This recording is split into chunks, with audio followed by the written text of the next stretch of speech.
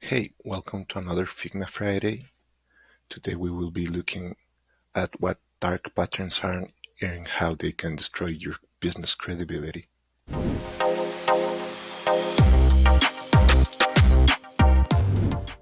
So, what are dark patterns?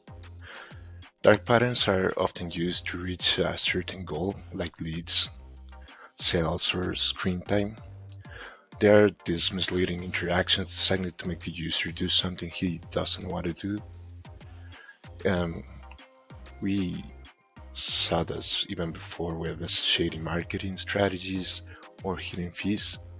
And in early web, we could see them in these pop-ups where you will have like a "Congratulations, you won" banner, which will lead you into a web where you didn't want to go. But nowadays it gets a bit more complex. So, which are the types of dark patterns nowadays? First, we have what is the trick question. So here you try to ask the question in a way which makes it appear at a glance that it's asking something really different to what it's really asking. So for example, we have this little checkbox here where at first you ask, please don't send me details of your products and offers from Crisco. And then you have, please send me the details. So you're confusing the user by asking the questions in similar ways, so he takes the action that you want him to take. We have also sneak into a basket. Here you're trying to sneak additional items into the basket of the user in a way that he doesn't notices it. We often see this with unchecked items, or for example here, this hidden add donation checkout. So you will go to add to basket without donation, and add to basket without donation will be hidden in this back looking button. Then we have the Roach Motel, which basically is making it really easy for a user to get into a situation where then it will be really hard for him to get out of it. And something where we can see this is subscription, so you get offered like a free subscription and then you get automatically charged for it, and it's really hard to cancel it or to get out of it. We have privacy suckering. This is based on Mark Zuckerberg, the CEO of Facebook, and it's basically tricking you into sharing your public info more than what you intended to. We have the price comparison prevention. This is basically making it harder for the user to compare items, which ends up stopping him from making an informed decision. We also have misdirection. This is something that which name comes from magic, where basically you're guiding the attention from the user to a point to make him ignore or make it harder for him to notice another action going in the side. We have hidden costs. This is really self-explanatory.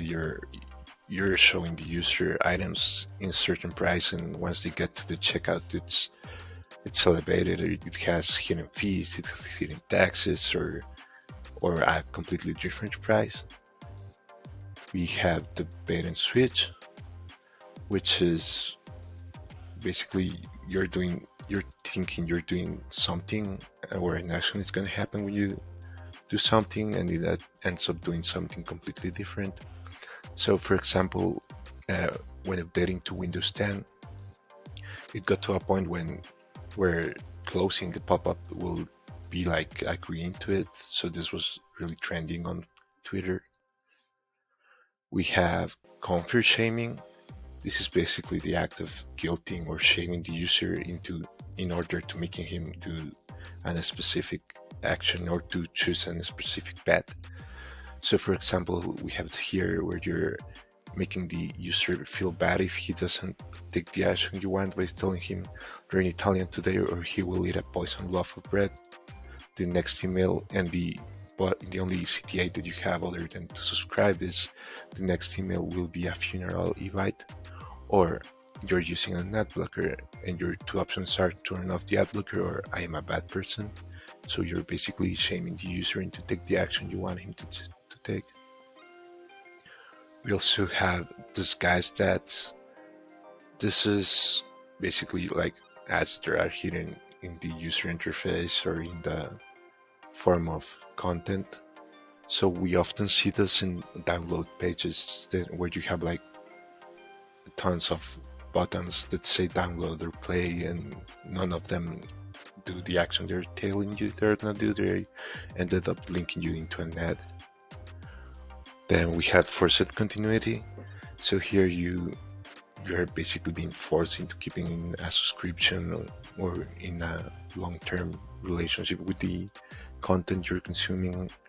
A usual example for this is the free month from streaming platforms, which charge your card with the amount after the subscription ends with no warnings. They do it like automatically, and often it's a bit hard for you to get out of them.